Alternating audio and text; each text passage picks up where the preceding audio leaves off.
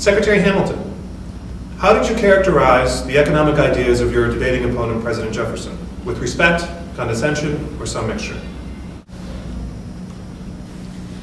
I would say that President Jefferson and I have started off with cordial relations, with terms to our personal affections for one another. However, we are complete opposite in our political principles.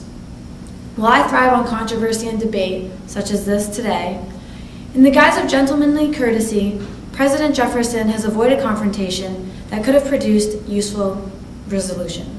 To wit, my opponent has written, "I do not love difficulties. I am fond of quiet, willing to do my duty, but made irritable by slander and apt to be forced to abandon my post."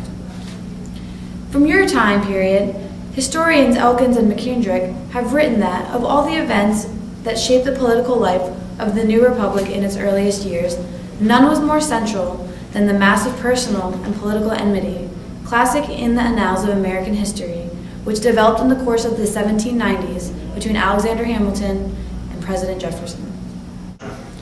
I believe myself to be pro-British, where Jefferson, I think, still holds a grudge.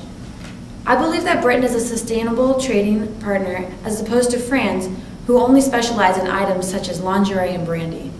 The United States has not escaped economic dependence from England, where they consume nearly half of American exports and account for a fourth of our American imports.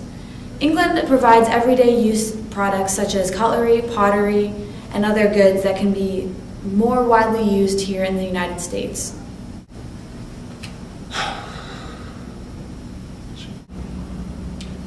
President Jefferson, how did Secretary Hamilton characterize your economic ideas, with respect, condescension, or some mixture?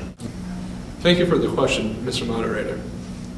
While certain concessions must be made, I feel that my fellow debater is misguided.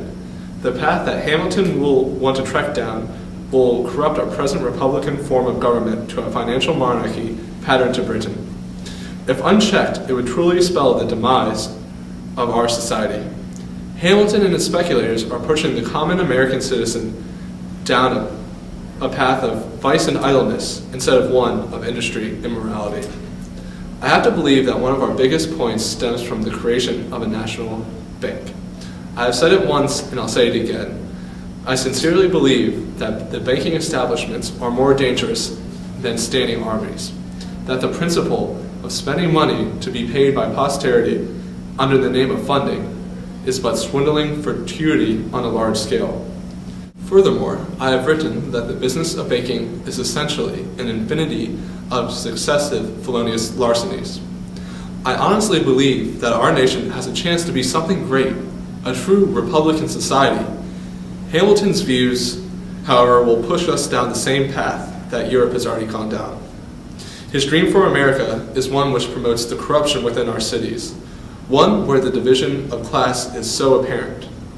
Perhaps, though, one of my opponent's greatest crimes was the dealing out of state treasury bills among his friends in what time and manner he chooses.